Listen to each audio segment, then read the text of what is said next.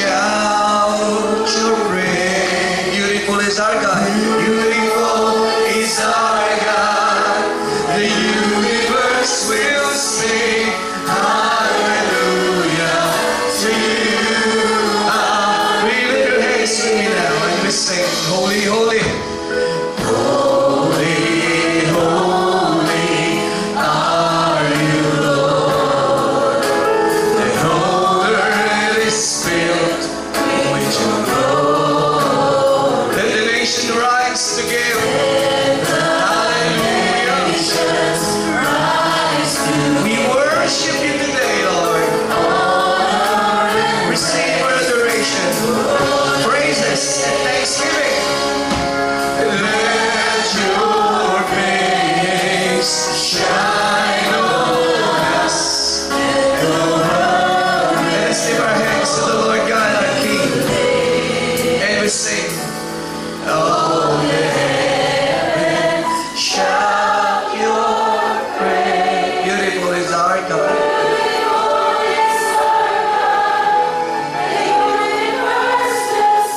Receive our worship, Lord.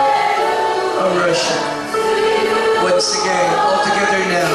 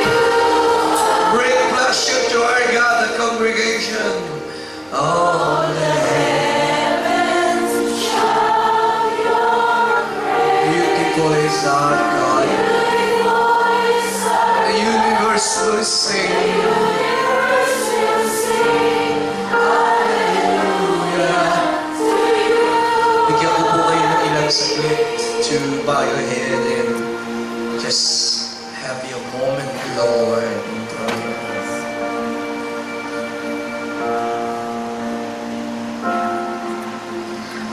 Salamat po sa araw na ito.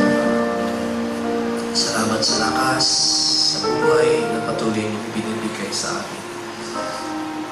Maging sa pagkakataong masamba ka po namin, we long to please your heart, God Almighty. Thank you and we honor you. I pray that allow me to deliver your message this morning, but not with enticing words of man's wisdom, but only with the power of your Spirit. May you plant thy word deeply into our hearts. I pray, Lord, the weary will find strength in your presence. Father God, I pray ang mga nagugulamihan ay magkakaroon ng inyong kapayapaan. Even the sick, Lord, I pray, do not allow a single soul to leave this place untouched. This we ask and pray in Jesus' name. Everybody will say anyway, Amen. Amen. Kasama lang po natin yung Deuteronomy 28:1 and 2. Basahin po natin yung talatang ito, ang pundasyon ng ating pag-aaral ngayong umaga. Deuteronomy chapter 28, beginning verse 1 and verse 2. Ang sabi po riyan, if you fully obey the Lord your God and carefully follow all His commands I give you today, the Lord your God will set you high above all the nations on the earth. Kayo po sa verse 2, pakilakasan po.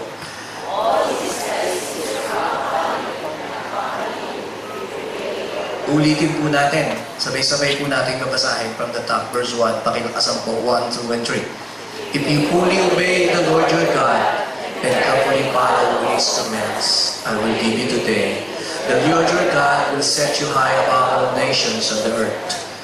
And all these blessings, tumigil po tayo sandali, all these blessings. Ulitin po natin, all these blessings. Sabi ko, all these blessings will come upon you. Pakitaas po ang kamay. Lord, I pray that as we study Thy Word, I pray that we will be blessed. And you will give us a heart willing to obey. In Jesus' name we pray. Everybody will say, Amen. Amen. Makakaupo po tayo. We'll be seated. Ang bilis po ng araw. still na takbo ng araw, huling linggo na ng buwan ng Enero. For the last almost a month po, I talk about sa ating mga obligation sa Diyos. Nung first Sunday, I talk about pleasing God. Second Sunday, I talk about loving God. Last Sunday po ay nagturo po ako ng worshiping God. The focus is about our obligation to the Lord. But this morning, allow me to talk about, pakisabi ko, obeying God. With the subtitle po, The Secret of a Blessed Life. Pakisabi po, The Secret of a Blessed Life. Pakiulit po, The Secret of a Blessed Life. Actually, hindi naman po ito sikreto. Hindi naman sikreto na ang pagsunod sa Diyos ay yun yung sikreto ng pagpapala. Lantaran, tahas, tuwid. Na itinuturo ng Biblia po, sa pasimula pa lang po, in-establish ng Bible, na ang sikreto sa puso ng Diyos para ka mapagpala ay pag-aralan mong sundin ng Diyos. Sa katunayan po, ang tawag po dito, the first principle of blessing. Ang unang prinsipyo ng pagpapala para mapagpala tayo ay sumunod sa Diyos. Sinabi po ito ng Lord dito sa Deuteronomy 28. Balikan natin yung verse na mas malaki. Verses 21 and 2. Pakipakita natin yung New King James Version. Doon po, if you carefully, ayan, sabi po, it shall come to pass if you diligently obey. Iba-iba lang po yung adjective na ginagamit. Obey the voice of the Lord and observe carefully. So makikita niyo po, masyado pong diretsong sinasabi ng Diyos na kailangan diligently pakinggan mo siya, sundin mo siya, obey the voice of the Lord. Tapos sabi po, observe carefully. At sa latter part, sabi ng Diyos, all these blessings will come upon you. Pakisabi po, and overtake you. Bakit? May condition po. Because you obey the... Pakilakasan po, 1, 2, 3. Because you obey the voice of the Lord, your God. So pag-uusapan po natin ito, itong Enero po sa GMA News, I think it is January 17, 2016, nagpunantag po tayo ng balita doon po sa Tagaytay road accident. Nabalitaan niyo ba yan? Yung 6 na kabataan na teenager na kinuha yung susi ng biyos ng kanyang magulang at pinaandar yung kotse at hindi po nila alam na pagdating po doon sa may Tagaytay, hindi po natin alam nangyari. Nalito ba yung bata sa pagdadrive? Wala naman kasing lisensya. At nakagugulat na on the spot, namatay po yung 6 na bata. So para po sa akin, ini-interview po yung magulang, madurog-durog po yung puso ko. Kasi ako man magulang po ako sabi nung nanay, hindi ako nagising Hindi ko alam na kinuha ng lihim ng anak yung susi para paandarin yung kotse. And sometimes po, we cannot, hindi po natin, siyempre, ang pagsisisi laging nasa huli.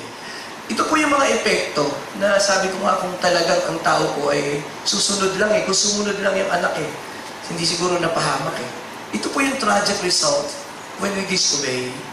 Sometimes, hindi natin nakikita yung mga pagsuway po natin. May tragic result yun. Tumingin po kayo saglit. Hindi po nagbigay ang Diyos ng mga utos para pahirapin ang buhay natin. Mali po yun. Pakitaas po ang kamay ng mga magulang na narito. Ang inyo bang mga utos para pahirapan ang inyong anak?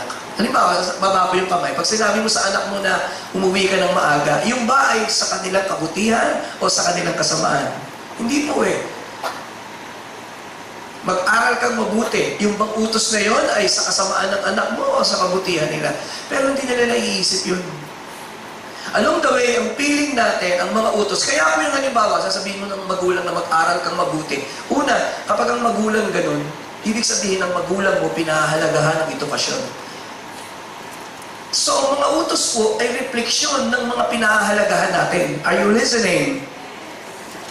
Ang mga utos ng Diyos ay refleksyon mismo ng Diyos. Siya'y banal. Siya'y matuwid. Kaya ang mga batas po niya ay batas na patas, matuwid. Sapagkat ang Diyos po gusto niya mapabuti tayo. Alam na po ng Diyos ang resulta ng pagsuway. Kaya ayon ng Diyos na susuway tayo. So along the way, karamihan ng kapahamakan ng tao dahil sumuway. Ganito po ang sabi, next slide.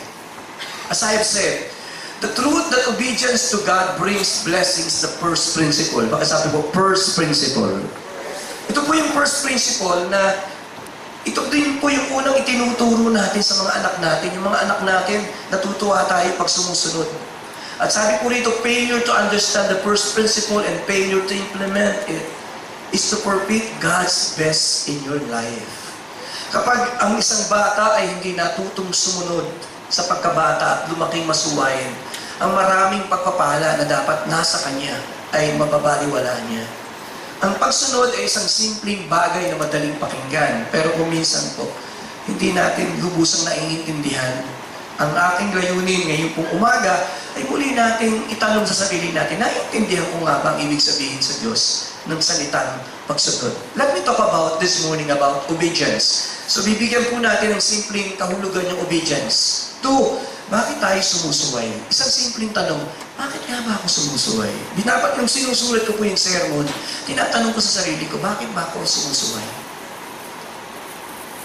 At bakit ang tao gustong sumuway? So pag-uusapan natin ang obedience. Ang salitang obedience sa dictionary, Bible Dictionary, mababasa po natin, to comply with or follow the commands, restriction, wishes, or instruction of. Actually po sa Griego, hindi ko na po gagamitin yung Griego at Hebrew. Ang ibig sabihin ng obey, una is to hear. Pag binanggit po sa Bible yung salitang obey, laging inuuna muna ng Diyos yung makinig. Pakisabi po, hear. Tingnan muna po natin, Exodus 15:26. Isa sa mga powerful promise ng Diyos. Pero sabi, ayan, ulit, if you diligently heed, sabi po, heed the voice. Hindi ka pwedeng sumunod na hindi mo muna pinakikinggan yung utos. Are you there? Nakakita ka ba namang nagmamalaling sumunod at naman doon na ano nga ba yung pinabibili sa akin? Normally, it's basic na kailangan mo munang marinig at maintindihan. Tapos po, and do what is right. Hindi sapat na makinig. Sa konteksto ng Bible, ang pagsunod ay hindi pakikinig.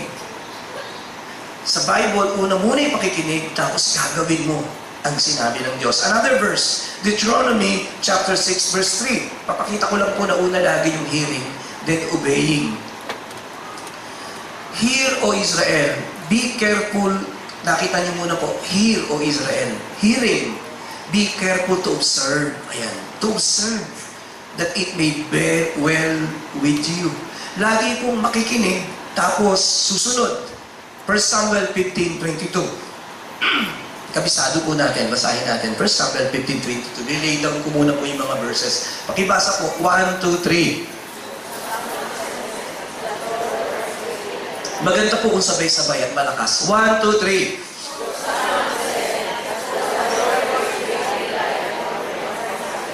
Tigil po tayo. Tingnan niyo, as in obeying the, you see? Obeying the voice of the Lord. Sa Diyos, ang pagsunod muna yung pakikinig sa sinabi niya. At matapos ang makinig, mapakinggan, saka mo gagawin. So yun po yung konteksto ng pagsunod. Pagka Bible pala, sa Bible pala, Pastor, ang ibig sabihin pala sa Bible, makinig muna. At pag napakinggan mo na, inaasahan ng Diyos na susundin natin. Dito po sa context na to, pinakinggan ni Saul ang utos ng Diyos, pero hindi niya ginawa ng ganap. Tingnan po natin yung 1 Samuel 15 verse 1. Ang sabi po ng Lord doon, ang utos ng Diyos, you utterly destroyed. Sabi po, the Lord sent me to anoint you king over Israel. Now therefore hear the voice of the Lord. Tingnan po natin, verse 2. Ang utos po ng Diyos ay utterly destroy. I will punish Amalek for what he did in Israel, how he ambushed him in Egypt. Verse 3, ang sabi po ng Diyos utterly, pakisabi po, utterly, ganap mong i-destroy ang Amalek. Wala kang ititira. Do not spare them. Tumingin po kayo kay Pastor. Hindi po yun ang ginawa ni Saul. Pinatay niya po lahat, pero hindi niya po pinatay, sinunog yung matatabang mga tupa at kambing. Bakit? Meron siyang ibang kaisipan. Naisip niya, baka mas maganda, sa halip na patayin ko lahat ito, ihandog ko na lang sa Diyos. Maganda po yung ideya. Are you listening? Pero iyon po ba ang inuutos ng Diyos? Hindi po. Hindi po. Kaya pwede po, tumingin po kayo kay pastor. Ang pagsunod sa Diyos, hindi yung nagdagdag ka. Marami pong paraan para sumuway sa Diyos. Hindi mo alam ang ginagawa mong pagsuway kasi nagdagdag ka eh. O binawasan mo yung salita ng Diyos. So yung konteksto po ng pagsunod sa Diyos, importante. Punta po tayo sa pangalawang kahulugan. To submit, pagsabi po, to submit or conform. Yung pong salitang pagsunod, nakasalita po yung submit eh. Yung ibig sabihin ng to submit, put yourself under authority of another. Gawin po nating simple. Sa mag-asawa, ang sabi ng Diyos sa asawang babae, Efesos 5:22. Ang sabi po ng Diyos sa mga asawang babae, pakitaas nga po kamay ng mga asawang babae. Salamat po. Basahin natin, Efesos 5:22. Wives, pakibasa po. Tingin po kayo, kung yung asawa mo, kasi po yung submit, nagpapasakot ka sa asawa mo. Pero kung asawa mo, minamaliit mo, yung authority niya, hindi mo kinikilala, mas malaki ang tsansa, hindi ka susunod sa anumang sasabihin ng asawa mo. Bakit? Hindi ka nagpapasakot sa asawa mo. Kasi kung ang feeling mo, mas matalino ka sa asawa mo, mas magaling ka sa asawa mo, mas malaki ang kinikita mo sa asawa mo, mas malaki ang tsansa, hindi ka magpapasakot. Anong usapin? Ang usapin, submission. Hindi natin nagagawang sumunod sa Diyos kung di mo kinikilalang ang Diyos ay pinakamataas na authority. Pag tayo po'y sumusunod sa Diyos, ibig sabihin, kinikilala kung ang Diyos ay dapat sundin. Siya ang authority. Sa isang bahay, ang authority po ay ang tatay. Kaya sabi ng Efeso 6, talatang 2, sabi po nung, dinadala ko po sa konteksto ng pamilya natin para maintindihan natin yung submission. Kaya sabi doon, honor thy father and thy mother. Sa pamilya natin, ang authority sa pamilya na inilagay ng Diyos ay ang ating mga magulang. Kaya kapag ang mga magulang mo, pag ang mga magulang po natin ay nagsasubmit tayo, ibig sabihin, kinikilala niyo yung kanilang authority. Kinikilala mo na sila'y mahalaga. Kinikilala mo na sila'y dapat igalang. Kasi nagsasubmit ka. Pero pag hindi ka nagsasubmit sa mga magulang mo at sa mga authority mo, ibig sabihin nun, hindi niyo pinahahalagahan ang kanilang payo at mga sinasabi. Ang ibig lang pong sabihin nun ay hindi sila mahalaga at hindi mahalaga yung sinasabi nila. You don't listen. Ganon din po sa Diyos. Tumingin po kayo kay Pastor Joey, gagawin ko po mas simple. Kapag tayo po'y sumusunod sa Diyos, ibig sabihin, ina-accept natin ang authority ng Diyos. Kasi ang susundin mo yung authority mo. Are you with me? Pag hindi ka sumusunod sa authority mo, hindi ka kasi nagpapasakop. Kaya dahil hindi ka nagpapasakop, hindi mo kinikilala ang authority, siya hindi ka susunod. Kaya yun po yung usapin. Sa harap po ng Diyos, kaya tingnan niyo po Luke 6:46, basahin natin. Tingnan niyo po, diretsong sinabi ng Panginoong Jesus. It has something to do with Lordship. Basahin po natin. 1, 2, 3. But why you call me? Ulitin po natin. 1, 2, 3. Why you call me? And do not do the things which I say.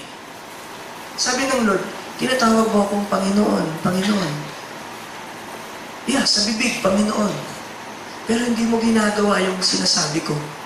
You see? Kaya kung minsan, yung pagkilala natin sa Diyos na siya ay Diyos ng ating buhay, makikita yung kung paano ka nabubuhay. Kung totoong si Jesus ang aking Panginoon na tagapagligtas, ang unang sukatan, sinusunod ko ba ang sinasabi niya at ang kanyang salita? Yun po yung implikasyon. Kung ang mga magulang natin ay sinusunod natin, ang ibig sabihin, ginagalang mo sila, kinikilala mo yung authority nila. Kaya Matthew 7:21 diretsong sinasabi, laging kinukot ni Bishop Brother Eddie yan sa atin. Matthew 7:21. Kaya sabi ng Panginoon, not everyone who says to me, Lord, Lord, shall enter the... Ano po ang kadugtong? But he who does, tingnan niyo po, siya lamang na sumusunod at gumagawa ng kalooban ng aking Ama. Bigyan po natin ng kahulugan. Sa Biblia, ang pagsunod ay hindi pakikinig lang. Sa Biblia, ang pagsunod ay pakikinig at pagsasakatuparan ng kalooban ng Diyos. Sa madaling salita, Ang ibig palang sabihin ng pagsunod, kung ako'y totoong sumusunod sa Diyos, ina-accept ko ang authority ng Diyos sa aking buhay. Kaya po yung mga Hudyo, mapapansin niyo, may nakalagay sila dito sa ulo nila.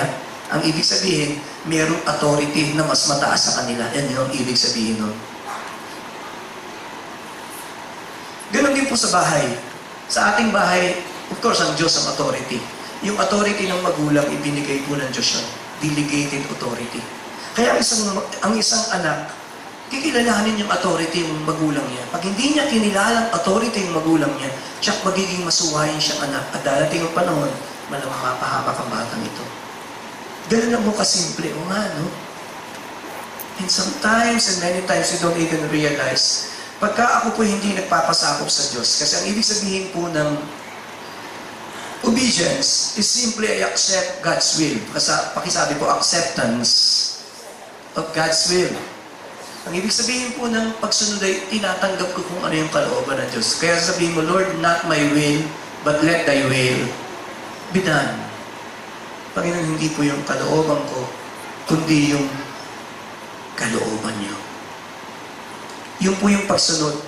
So pag magagawa mong sabihin, Panginoon, hindi po yung aking kalooban, kundi po yung kalooban niyo. Andun po yung pagsunod. Obedience says that God is important and He is valuable and He deserves our loyalty. He deserves ang ating pagsunod. Masarap po ang pakiramdam. Alam niyo po may lumapit sa akin dati na isang tatay. Nagdaramdam siya sa anak niya. Sabi niya, Pastor, reunion eh. Andun lahat ng kapatid ko, mga pamangkin ko. Yung anak ko, inutusan ko. Sa halip na ako'y sundin, dinabugan ako at umalis. Ang sakit ng pakiramdam ko, Pastor, napahiya ako sa lahat ng mga kapatid ko. Yung pala yung pakiramdam.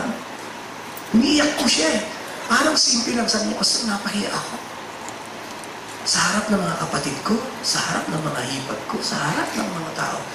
Ganon yung ginawang asta ng anak ko. Sabi, hindi ko lang matiwis eh. Alam ko yung feeling ng sinuway kay, are you there? Yung hindi ginawa yung gusto mo. Simpleng, and now, pero pwede namang sumunod, pero hindi masaya. Hindi po yun ang konteksto ng Biblia. Sa Bible, kunin natin, what is obedience in the context of the Bible? Obedience is doing God's will. Pakisabi po sa katabi mo, doing God's will. Pakiclick natin, doing God's will from the heart. A whole-hearted obedience is what God desires from us. Ang pagsunod na nais po ng Diyos ay yung nagmumula po sa ating puso. Hindi po tayo napipilitan lang. Pakita natin, Efeso chapter 6, verse 6. Nilalagay ko po yung mga verses para ma-review niyo po sa bahay niyo. But with eye service as men pleasers, but as bondservant of Christ. Pakisabi po, doing the will of God. Sabay-sabay po tayo. 1, 2, 3. Doing. Sabay-sabay po tayo. 1, 2, 3. So pag tinanong tayo ano yung obedience, it is doing the will of God from the heart. Sinimplify ni Pablo. Ang pagsunod, you just do the will of God from the heart. Gagawin ko ito ng masaya. Lord, itong gusto mo do your will. Lord, I serve you. Lilingkuran po kita ng may kagalakan. Nung ako po'y magkisimulang magpastor, nahihirapan po akong kalimutan lahat ng pangarap ko kasi may mga pangarap po ako sa buhay.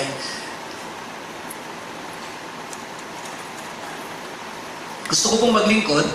Ang sabi ni Brother Eddie, mag-full-time ka. I think you're called by God. Sabi ko, sige po, pag-iisipan ko. So, 2 taon muna po ako nagpapastor na ako po yung non-full-time pastor. Only 1987, sabi ko, Lord, sige po. Meron pa po akong kondisyon. Para nakikipag-bargain pa ako sa Diyos. Nakakatawa po ako. Sabi ko, Lord, sige, maglilingkod po ako. Pero pag nagutom po yung mga anak ko, ibig sabihin, hindi mo ako talaga tinatawag. Adios, patria aturada. Ibig sabihin, Lord, malaya na akong magpastor. Kasi, pag alam mo may calling ng Diyos sa'yo, hindi mo pwedeng takasan. Are you with me? Sa madaling salita, nakikipag-bargain ako sa Diyos. Parang sinasabi ko, Lord, you need to bless me naman. Kasi ako, maglilingkod naman ako sa'yo. Napakakuwang po. Ang tawag ko po doon, napaka-naive. Kasi pagdating po sa Diyos, wala tayong kapangyarihang makipag-bargain. Kasi po siya ay Diyos. Kung talagang siya ay Diyos na kinikilala mong makapangyarihan sa lahat na dapat kang magpasakop, hindi ka dapat makipag-bargain. Are you with me? Manager ba yan na makikipag-bargain ka? Siya may-ari ng lahat ng buhay mo, everything, even your salvation. Sometimes we thought we do have the authority to bargain with God. At yun po yung nagpapakita na hindi natin talaga naiintindihan anong ibig sabihin na siya ay Diyos na may-ari ng lahat.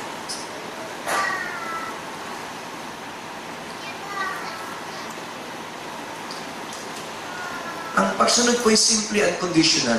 Ibig sabihin po, Lord, what shall I do? I just do it, Lord. Kung ano yung gusto mo pong gawin. Ito po yung mataas na level na, ito yung context ng Bible. A wholehearted obedience is what God desires from us.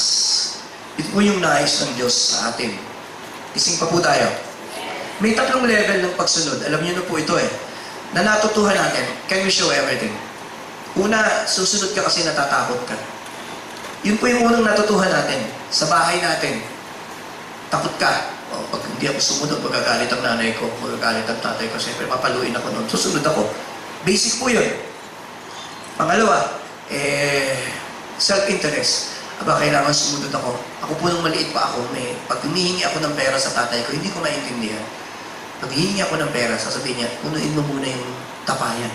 Doon pa po ako sa tapayan So, sasalok ako, masama loob, pero kailangan Kailangan ko ng pera. So, pupunuin ko yung tapayan.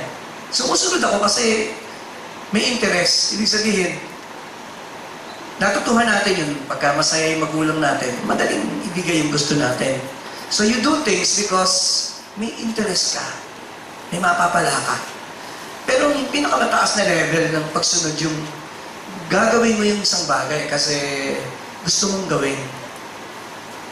Because we want to please. Meron po akong narinig na isang kabataan. Natuwa po ako sa kanya.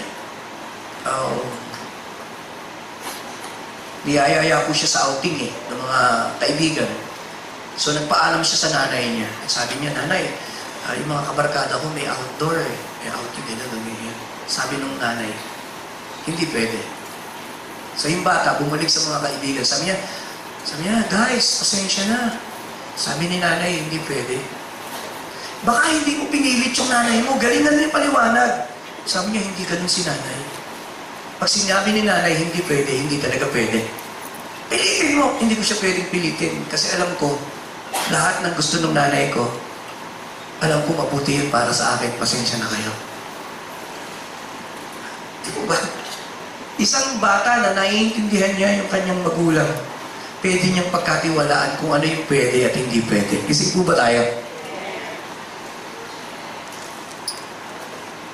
Sometimes we don't understand a lot of things. Pero hindi, madalas, pipilitin natin. Ganun din sa Diyos. Pipilit natin. Ipagpipilitan natin. And then, along the way, nakuha mo yung gusto mo pero hindi ka masaya. But the obedience na gusto ng Diyos yung... Now, 6 na bagay po about obedience. Isip pa ho kayo.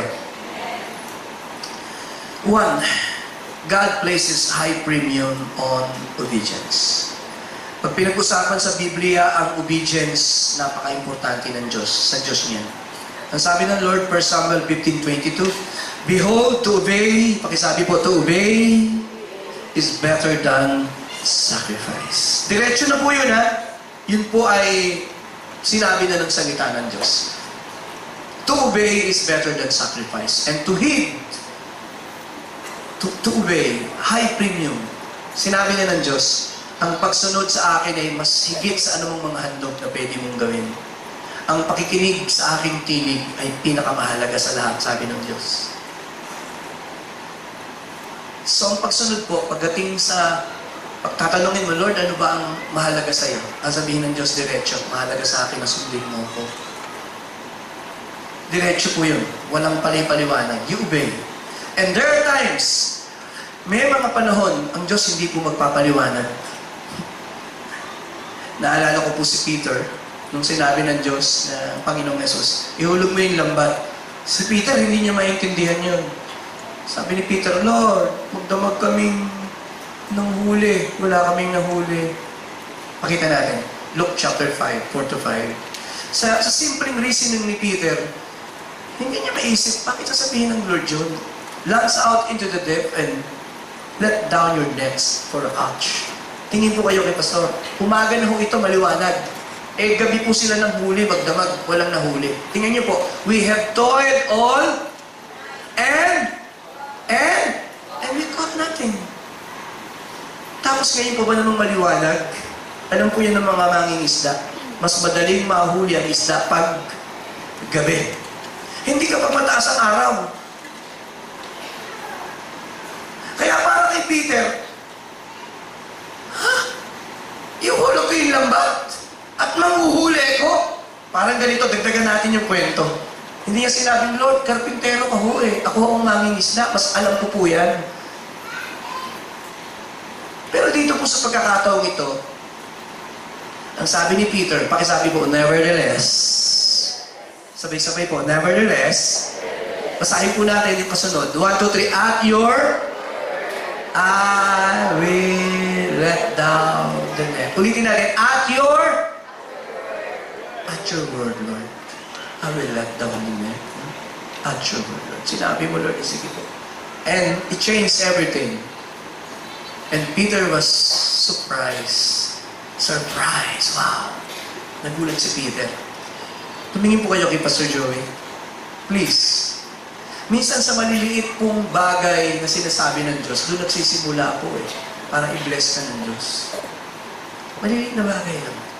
Small things. Isang maliit na bagay lang ito kay Peter, and the people are so blessed. God places high premium on our obedience. Masyadong importante sa Diyos yung pagsunod. Pangalawa po, bibilisan ko na. 10 more minutes. Obedience is the key. Pagkasabi ko, key to God's heart. Naikwento ko na po ba sa inyo isang araw na niyaya akong magmuli yung mga anak ko eh. So sige, okay naman. Libre naman ako. Sumama po ako. Ang saya-saya namin sa mall. Sa kumain kami.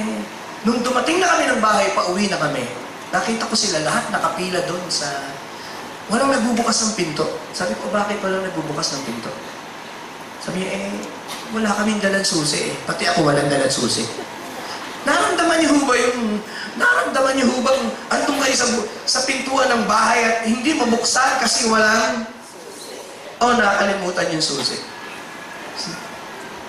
Yung pang pakiramdam na lahat nagsisisiyan. Akala ko. Lahat po kami may susi ng bahay. So, anong kailangan gawin? Naku po, para kang magnanakaw, nabubuksan mo yung... Buti kami yung susi, malapit yan doon sa... Kayang dukitin at masungkit. Paano kung wala? Hindi gigibahin mo yung bahay. Paano kung hating gabi yun? Buti hapon lang. May mga susi para mabuksan. May mga susi. Ang isang susi po para mabuksan ang puso ng Diyos. Are you with me? Is we obey God. Sabi ng Lord kay Abraham, this is Genesis 22 verse 16. And God said to Abraham, nung sumunod na si Abraham sa Diyos, ang sabi ng Diyos kay Abraham, sabi ng Lord sa kanya, by myself I have sworn, says the Lord, because, pakisabi po, because you have done this thing. Ano ba yung ginawa ni Abraham? You have done this thing. What is the context? Inihandog niya yung anak niya. Sinunod niya yung salita ng Diyos. Hindi niya naiintindihan. Ang hirap-hirap gawin yata doon. Pero sabi ng Diyos, because you have done this thing. Dahil ginawa mo to, Abraham. Tandaan mo. And have not withhold your son, your only son. Verse 17, sabi ng Lord, blessings I will. Wow, gusto ko po yun. Ulitin natin, basahin natin, sabay-sabay. Malakas po. 1, 2, 3. Ulitin muna po natin. Let us taste. Pakiramdaman muna natin. Lasahan muna natin yung unang salita ng Diyos. Totoo yun eh. 1, 2, 3. Blessings. 1, 2, 3. Blessings, I will bless you. Blessings, I will bless you. Hindi ko maintindihan sa English. Blessings, I will bless you. Eto lalo ang matindi, sabi ng Lord. Nabuksan na ni Abraham ang puso ng Diyos eh. Are you listening? At sabi pa ng Lord, and... NIV nga, baka madali yung English ng NIV. Gusto ko lang pong makita nyo na nung matas ng Abraham ang heart ng Diyos, please tumingin po kayo, hindi sumunod si Abraham sa Diyos kasi alam niya i-bless siya ng Diyos. Are you listening? Wakang ala po akong kausap. Walang nakalagay sa verses na kaya sumunod si Abraham sa Diyos, i-bless siya ng Diyos. But this time, Abraham was surprised. Nasupresa siya. Nung sumunod siya, sabi ng Diyos, dahil ginawa mo to, Abraham, surely I will bless you and make your descendants as numerous as the stars in the skies. The key, talagang ang key para i-bless ka ng Diyos. Ipakita mo sa Diyos na sumusunod ka. 3, bibilisan ko na po. Basic po ito, pasensyahan nyo na po ako. Mamaya po ako magtuturo ng I have seen your tears. Sa kuwan po yun, sa prayer meeting ho yun. God rewards obedience. Tingnan niyo po, James chapter 1. Kanina binasa ko na eh. Gusto ko lang i-reiterate, bigyan ng din. Sa James 1:25, sabi po doon, He will bless you in what He does. Yung sumusunod po sa salita ng Diyos, sabi po diyan ay, this one will be blessed in what He does. New King James. Sa ibang salin, i-bless ka ng Diyos sa lahat. Kanina binasa natin, Deuteronomy 28 verse 2, all these blessings, plural po, all these blessings will come upon you and overtake you. Because you obey the voice of the Lord your... Pasensya na po kayo, tingin po kay Pastor Joey. Pinagdidiinan ko po yung dahilan. Because you... Pakilakasan po. 1, 2, 3. Kasi yung didiinan natin, all these blessings shall come upon you and overtake you. At ang mga pagpapalang ito ay darating sa iyo at lalampasan ka pa. Kaya pala napunta doon sa kapitbahay ko, Pastor. Hindi po yun ang interpretasyon. It will overtake you. You'll be surprised na yung... Ang ibig sabihin po nun, hahabulin ka ng pagpapala. Naintindihan niyo po ba? Yun po yung literal na kahulugan. Hahabulin ka ng blessings. At sasabihin ko, sino ito? Pagpapala na naman ito? Yun po yun. You'll be surprised everywhere you go. You will be blessed. Kaya, nakita niyo po si Joseph, lahat ng puntahan niya na-be-bless. Yung mga pamilyang pinaglingkuran niya, are you there? Because you are a blessing. And if God blesses you, kung binless ka ng Diyos, even lahat ng hawakan ng kamay mo will be blessed. Ha? Yan, Diyos ang nagsabi nun eh. Ako po kung saan po ako na-assign na magpastor, isa lang ang kondisyon ko sa Diyos. Panginoon, ako po'y susunod kahit saan mo ako dalhin. Isa lang ang hinihiling ko sa iyo. I-bless mo naman po yung lugar kung saan ako pupunta. Bless this church. Bless the place, Lord. Para naman masabi kong, you bless the place. Masarap po kasi na pagpapala ka sa iba. Are you there? Gusto mo maging pagpapala ko sa iba, mga tao.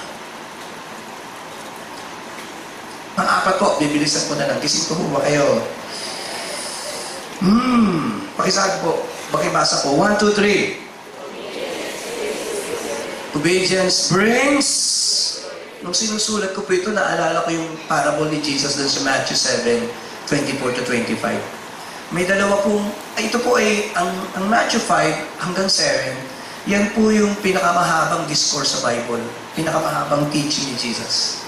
Kaya po yung Matthew 7, conclusion na po yung verses na yan.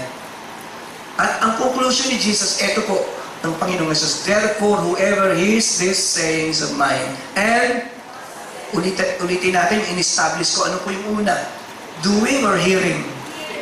Ayan na naman, New Testament. Whoever hears these sayings of mine, and does them, I will like him to a wise man who built his house on the rock. Sabi ng itutulad ko sa isang taong nagtayo ng kanyang bahay sa batuhan. At umulan at dumating ang malakas na baha. And it did not fall, for it was founded on the rock. Tumingin po kayo kay Pastor Joey, ang isang Kristiyanong nasa pagsunod sa Diyos, dadating ang mga bagyo ng buhay, hindi po yan matitinan. Sapagkat secure po yan sa paglilingkod at pagsunod sa kanyang Diyos. Malakas na palakpakan ako. Sige po, malakas po. Oh Lord, thank you, Holy Spirit.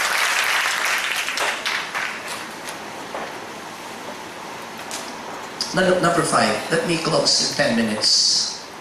There is no substitute. Pakisabi po, there is no substitute for obedience. Wala akong kapalit. Binanggit ko na kanina, 1 Samuel 15:22, uulitin ko ulit para maukit na malalim sa puso natin. Sabi ng Panginoon, sabi ng Lord, obedience is better than sacrifice. So walang kapalit yung pagsunod. Kising po ba kayo? Naalala ko po yung isang kwento na paborito ko. May isang sikat na businessman sa Amerika sa panahon ni Mark Twain.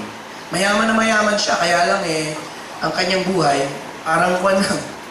Sabi niya kay Mark Twain, sabi niya, Sir, one day, before I die, I will go to the Holy Land. And I will climb the highest mountain kung saan ibinigay ng Diyos ang kanyang mga utos. And I will recite aloud at the top of the mountain the 10 Commandments. Ang sabi ni Mark Twain sa kanya, Sir, ang payo ko, you could stay here in Boston. Dito ka na lang sa Boston. At ipamuhay mo na lang yung mga utos. It is much better. Oo nga naman, aanhin mo yung pupunta ka sa bundok ng Mount Sinai. I-recite mo isa-isa ang mga utos ng Diyos. Samantalang, hindi mo naman ipinamumuhay. Kaya sabi ni Mark Twain, it's better not to go to the Holy Land. It's better na dito sa Boston, where you live, ipamuhay mo yan. Wala akong kapalit ang pagsunod sa salita ng Diyos. Doon sa parable ni Jesus Christ, ang daming dahilan, Last, number 6. Ooh, I can sense the anointing. I am. Jesus is the perfect model of obedience for us. Siya yung perfect model. Pakita natin Philippians 2, 9 and 10.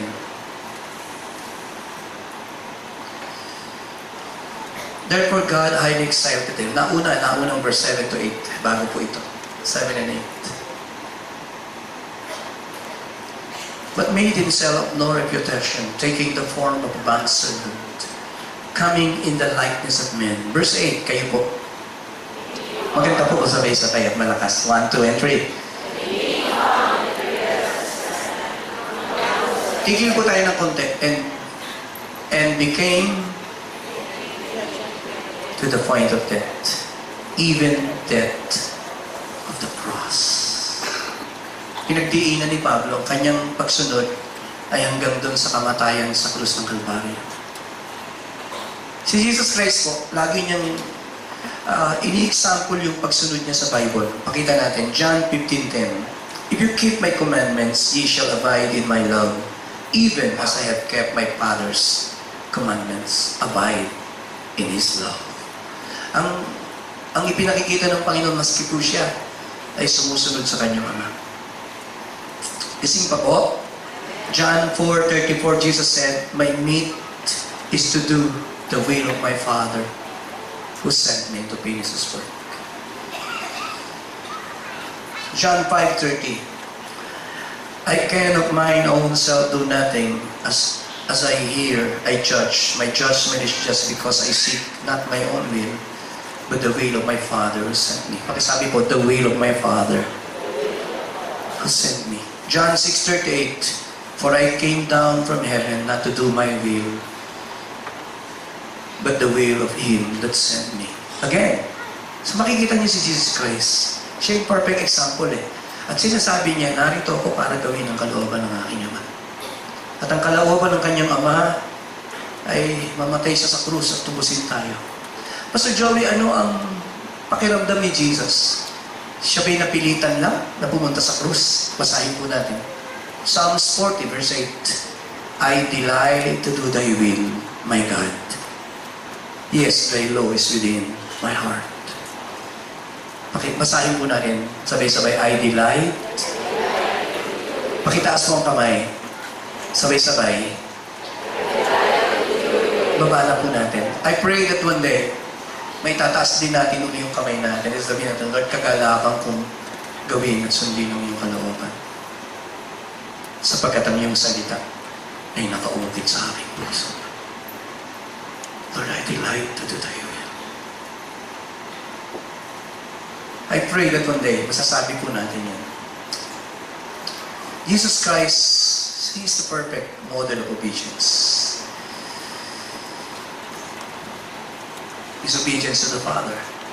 Maging basahin niyo po yung Bible niyo. Yung obedience niya sa kanyang mga magulang.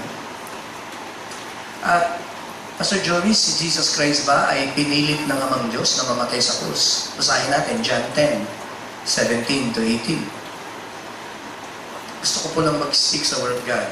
John 10, 17 to 18. Therefore my Father loves me because I lay down my life. I lay it down. No one takes it from me, but I lay it down.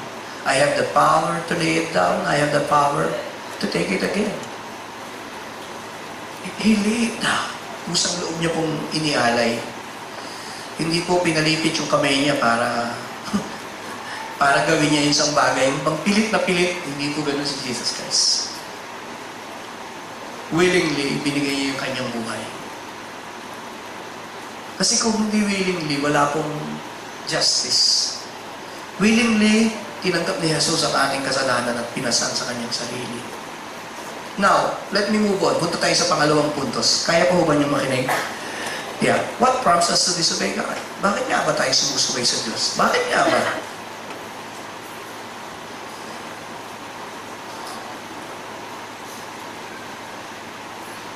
Pag sumusuway po tayo sa Diyos, as I have said, sinasabi natin sa Diyos na, Lord, pag sumusuway po tayo, bakit masakit yun sa Diyos? Titingnan ko po ang scriptures.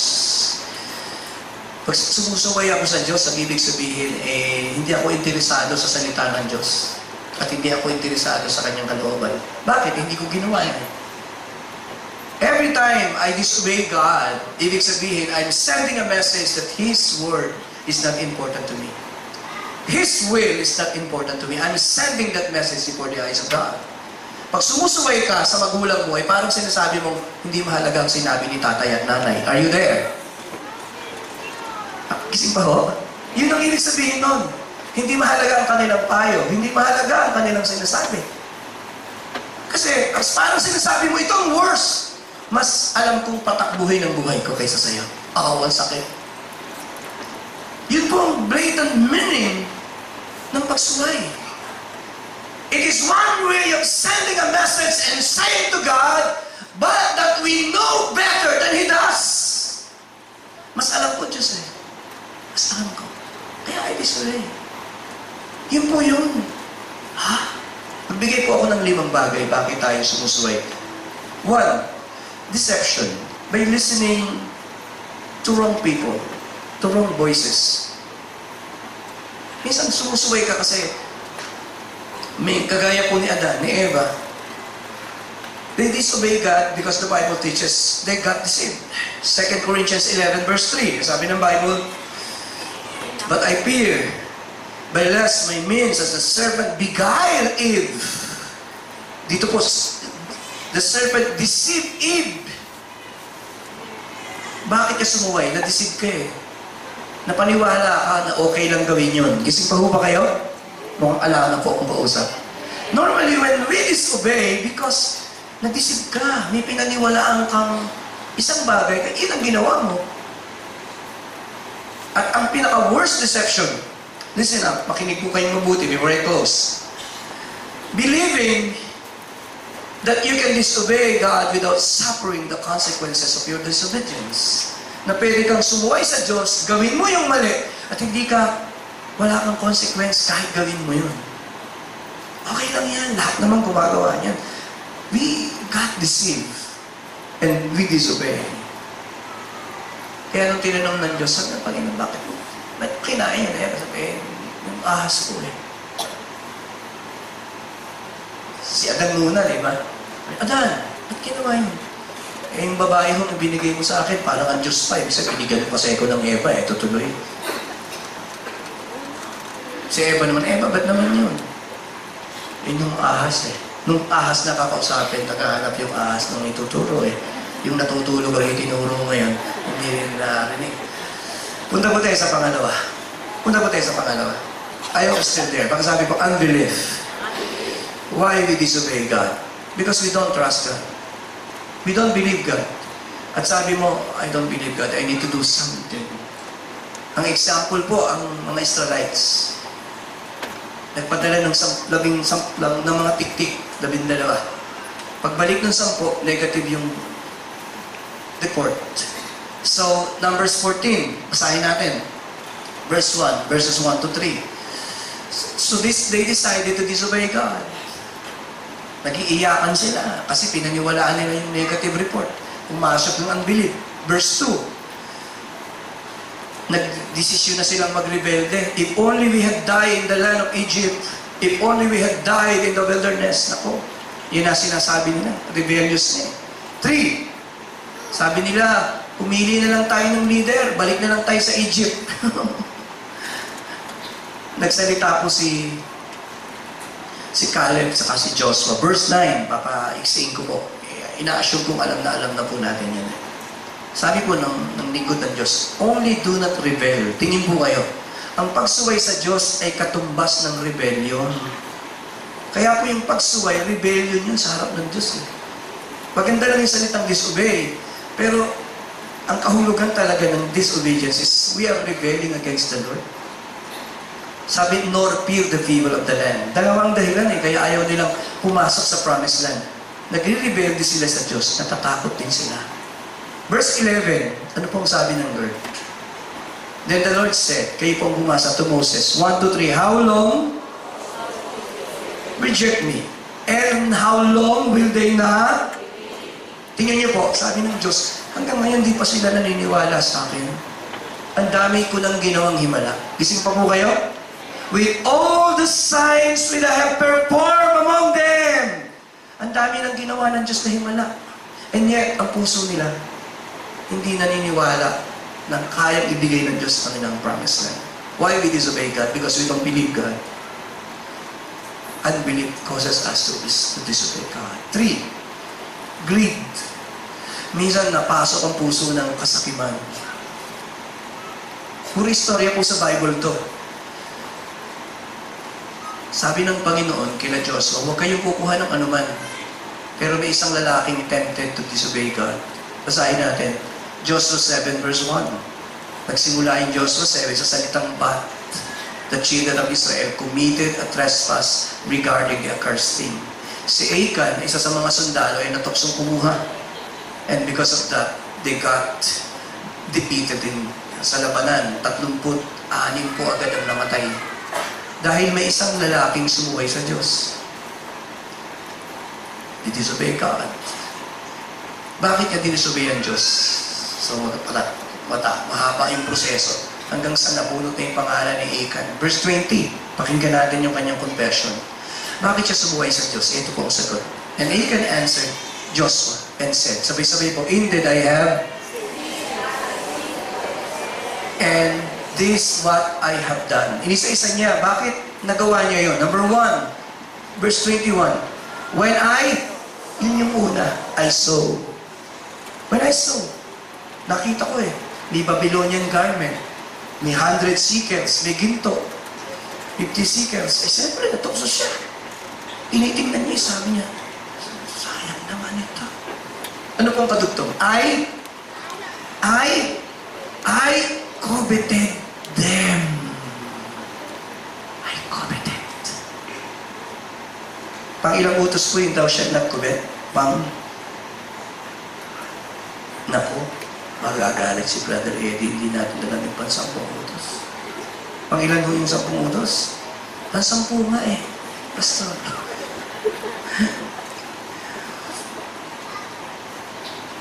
Daw siya not covet. Nagpapahamak po yun Then sabi niya, I coveted. And, balikan natin, maganda lang when I saw. Saan nagsimula? When I saw. May ano ngayon, nakita mo ang problema. Ang problema, yung puso mo, you covet. Wala namang masama. Pumunta Punta ka doon sa isang mall, tingnan mo lahat ng magagandang Rolex doon. Anong masama doon? Tingnan mo na, tingnan. Pero pag kinubet mo na, nagnako ka na, there's something is wrong. Are you there? You can kubet. Iba yung nagnasa ka na eh. Sometimes yung covetous heart, yung pagkukubet natin, yung paghahangad natin, palitan ko po yung salita, mas maganda yung pagiging gahama natin. Sometimes, many times, causes us to disobey God. Why we disobey God? Kaya po, again, kagaya po na sinasabi ko, Exodus 20, verse 7, pakita natin, iyon yung pansampung utos eh. Thou shalt not covet thy, okay, 17.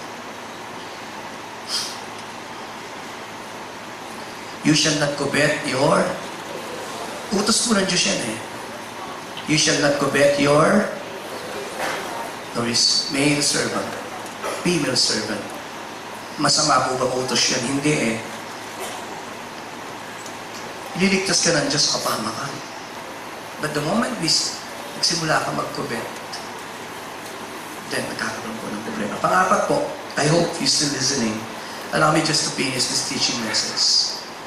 Pang-apat po, pakisabi po, impatience. Alam niyo po, pagka every Sunday, maalis po kami ng Laguna, madilim pa eh. Siyempre, kukunti pa yung sasakyan. Tinatanong ko yung sarili ko, bakit ang Pilipino, kahit maaga pa, kahit nakapula, go pa din. Parang suggestion lang yung pula. Gising po ba kayo? And I ask myself, paulit-ulit po yun. Walang Sunday, naiiling ako at sasabihin ko, bakit kami ganun? Naka-stop, pero go pa rin. Go. Parang yung stoplight, suggestion. Tanong, why? Why we don't obey? Tanong. Tatanong lang po. Mahuli ka at hindi mahuli, nag-violate ka ng red light. Are you guilty or not guilty? Kahit hindi ka nahuli? Guilty ka sa iyong konsensya. You're guilty. Nagsinungaling ka, mahuli ka at hindi mahuli. Are you guilty or not guilty? Guilty ka pa rin. Mahuli ka at hindi, guilty ka eh. Maybe you're not guilty. Hindi ka nahuli ng pulis, hindi ka nahuli ng misis mo. You're still guilty. Nangalunya ka. Nahuli ka ng asawa mo o hindi, you're still guilty. Kasi ang akala mo lang, guilty kapag nahuli ka eh. Eh, huli ka naman lagi sa Diyos eh. But because of impatience, we tempted. Minsan, nagsushortcut tayo sa buhay sa kagustuhan ng maakyat yung rurok ng tagumpay, gagawa ka ng illegal at mga bagay na mali. At what causes you is not only greed, but also impatience. And you do things illegally. And at the end of the day, hindi ka naman masaya. Last but not the least, I hope, are you learning something? I hope we're learning something. The fear of man.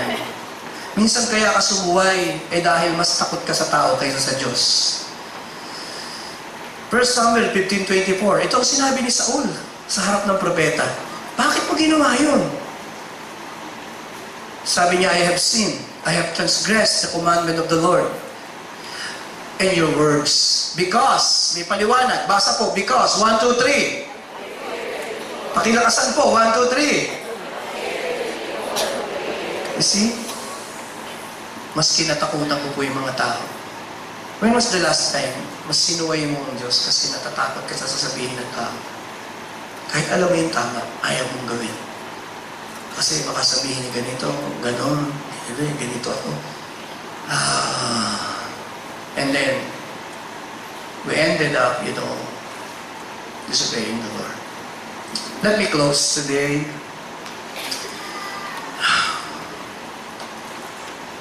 I pray that the Spirit of God, prayer ko po, sinusulat ko po ito, sabi ko, Lord, nawa ay magising, magiyagis ang aming mga kaisipan. At mag-check up po tayo ng obedience. What are the ingredients in our obedience that make it acceptable? 5 bagay po na nakita ko para maging acceptable yung pagsunod natin sa Diyos. I hope ma-apply natin ito. 1, by how instantly and completely obey Him in the smallest details. Minsan po, naalala ko yung mga anak ko pag sa bahay kami nung maliliit pa. Sandali lang po, maya-maya lang po, sandali lang daddy, maya-maya lang, lumipas na yung hapon, yung lilikpitin ng mga pinggan nandun pa rin sa lababo. Lumipas ang maghapon, yung mamaya na, bukas, maya-maya lang, sandali lang, nakalimutan na.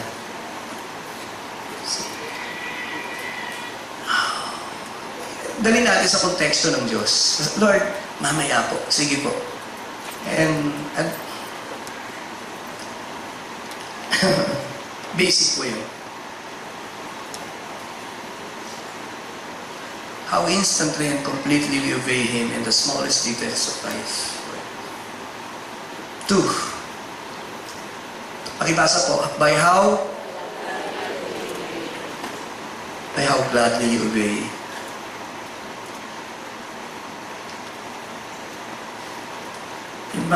Habang ginagawa mo isang bagay nakangiti ka, hindi yung nagngangalit yung ngipin.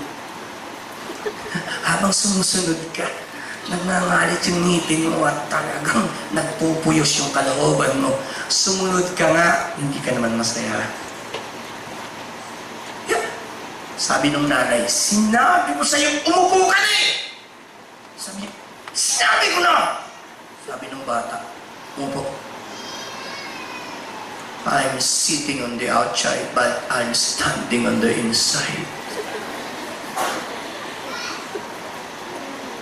Pwede po yun eh. Sumunod ka lang pero ang sama-sama ng loob mo. Bigat na bigat yung kalooban mo.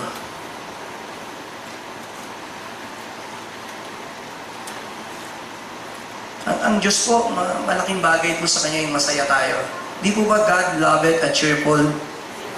Kaya din po, masaya ang Diyos pag tayo ginagawa natin isang bagay na masaya tayo. If I serve the Lord na hindi ako masaya din, makikita niyo naman ho, mararamdaman mo yun eh. And then, at the end of the day, hindi ka tunay na masaya, hindi ka mapagpapala. Number 3, by your refusal to give up, even when discouragement comes.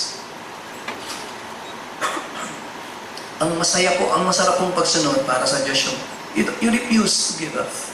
Kasi gusto mong magawa. Naalala ko po yung isang pastor na yun. Nagpapastor po siya ng isang maliit na church. Alam kong hirap na hirap siya sa buhay. And then one day, tinanong ko si pastor. Sabi ko, Pastor, what made you decide to stay in this place?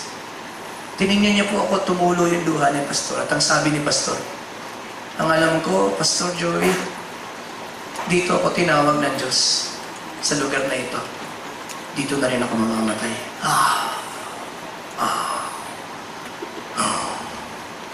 Parang dinudurog yung puso ko. Parang nilalapirot. Parang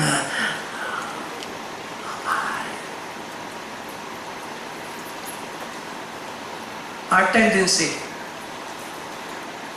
kung makakatakbo tayo, tatakbo tayo, we find places pwede sa ito. At i-give up na lang natin itong sinabi ng Diyos. Pero sabi ko, what made you stay? Sabi niya, ang alam ko dito ako tinawag ng Diyos eh.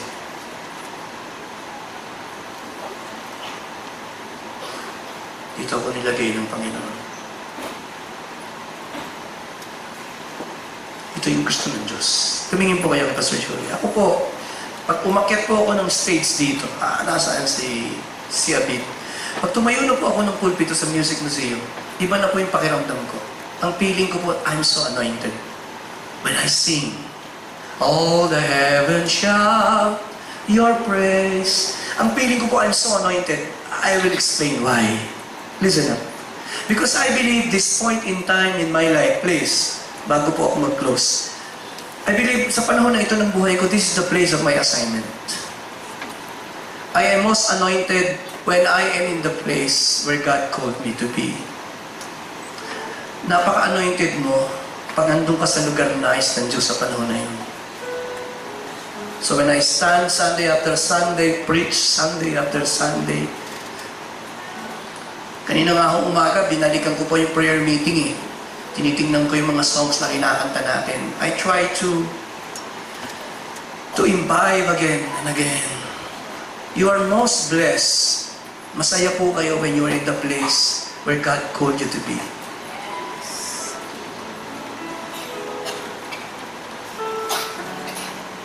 Sinasabi ko lang po yan. Ang feeling ko po, I am anointed when I am in this pulpit. Because sa panahon ng buhay ko, this is the place where God wants me to be. Number 4. By humbly obey. Alam niyo po, hindi yung ipagyayabang pa natin yung mga nagawa at ginawa natin para sa Diyos. Nakikinig po ba kayo? Na-bless na sana eh. Na wala pa yung pagpapala, pinagyayabang mo pa. Sa pagkikwento mo, ikaw na bida, hindi ang Diyos. Are you there? Mukhang ala akong kausap. If God blesses us, then let God, Lord, receive the glory. Sumunod tayo at pag-bless tayo ng Diyos. Bahala ang Diyos na i-exalt tayo. Last, and I close with this, by sincerely you obey. Natutuwa po ang Diyos. Walang pagkukunwari. Buong kagalakan. You don't get up. Gusto mong sumunod sa Diyos. Hindi mo pupunahin na tayo po'y mananalangin. Father God, the best I can today, the best I knew, na pwede kong i-share ang inyong salita. Senior ko po ito. I pray, Father, in the name of your Son, na magtatanim ka po ng binhi ng pagsunod sa aming puso. Panginoon, binubunot namin, we uproot today anumang pagsuway sa isip at puso namin. Tumayo po tayong lahat.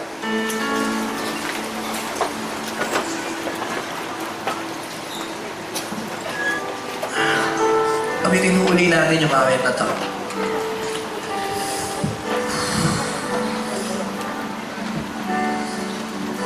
Savior of my soul. My soul, I confide in you through all my darkest moments. In you I find my peace, my comfort when I'm weak. I trust in you, the storm and raging sea. Faithful.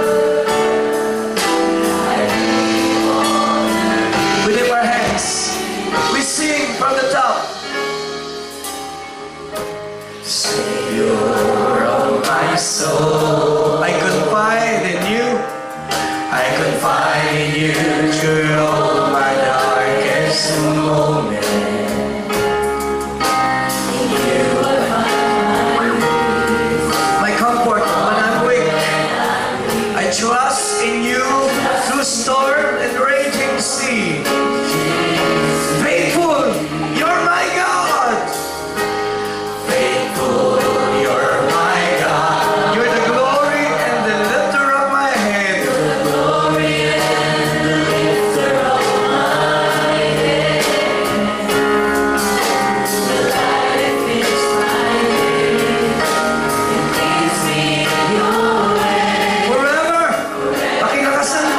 surrender all to you. Itaas mo na mataas ang kamay. Lord, I live to worship. Tell him, tell the Lord this morning, my Jesus, you're the only one for me. Nothing will ever take your place, my precious Savior. Who can stand between my Lord and me? Gusto ko kumarinig ang kongregasyon, mas malakas. Lord, I need to honor. Lord, I need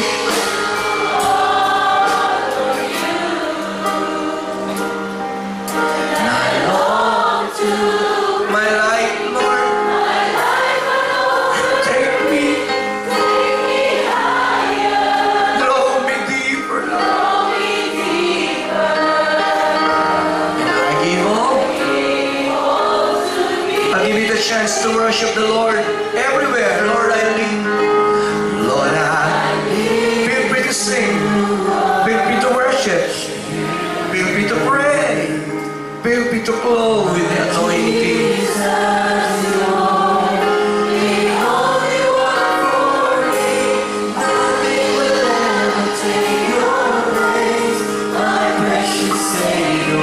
Who can stand between my Lord and me? Lord, I need to honor you.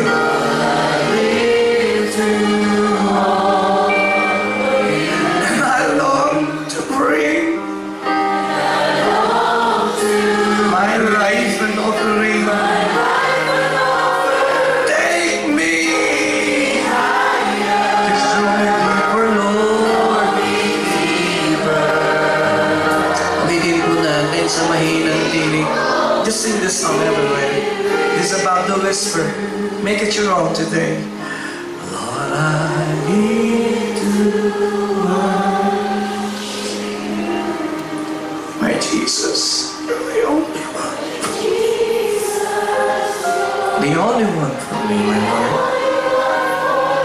Nothing could ever take your place, my precious Savior.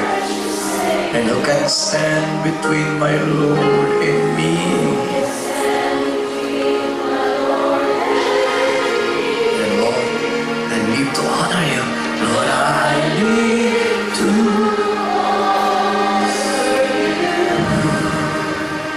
I long to bring my life an offering, Lord.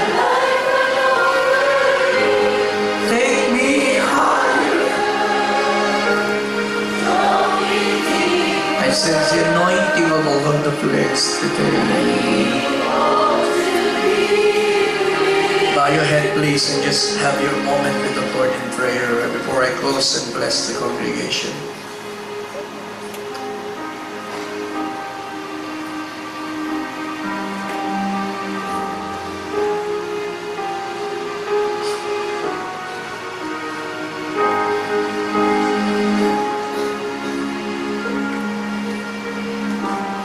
May you bless us again, Lord.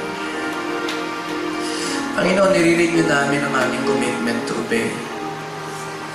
Patawarin niyo kami kung may mga pagkakataon na sumuway kami at nasaktan ka namin.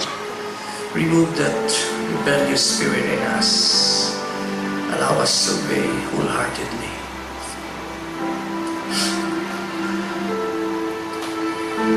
Maglinger tayo saglit sa presensya po ng Panginoon. Oh, the presence of the Lord is in this place. And I want to sing. Let's sing this song as we close. Let's sing this song. I want to sing. And I want to sing until I am lost in your love. Till I am found in your grace. Worshiping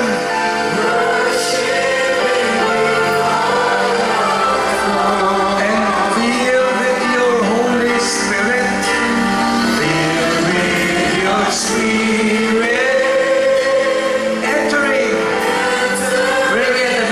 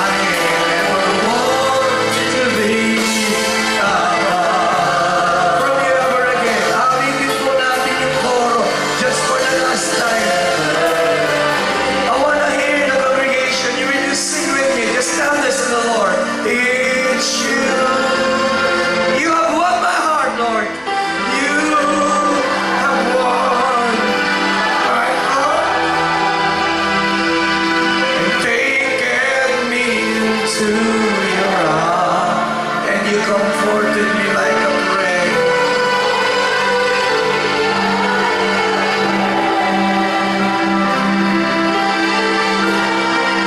Your love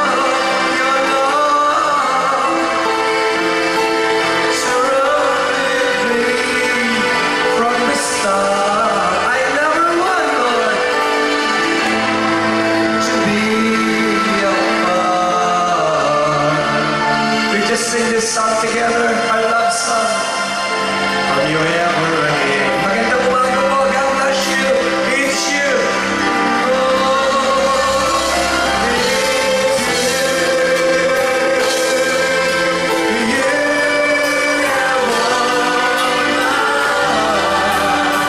you take me into your arms, comforting me like a friend. Your love surrounded me from the start. I never want to be apart.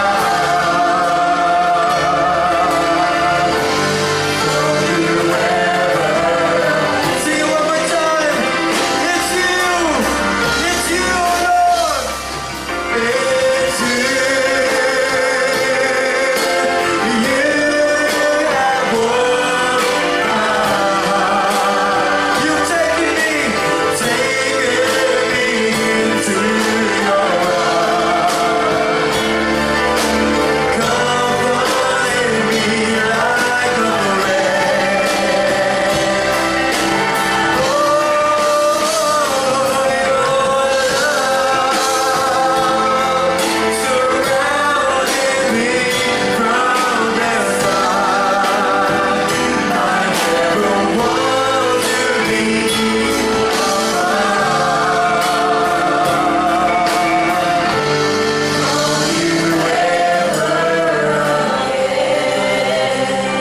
Shall we give the Lord the highest praise?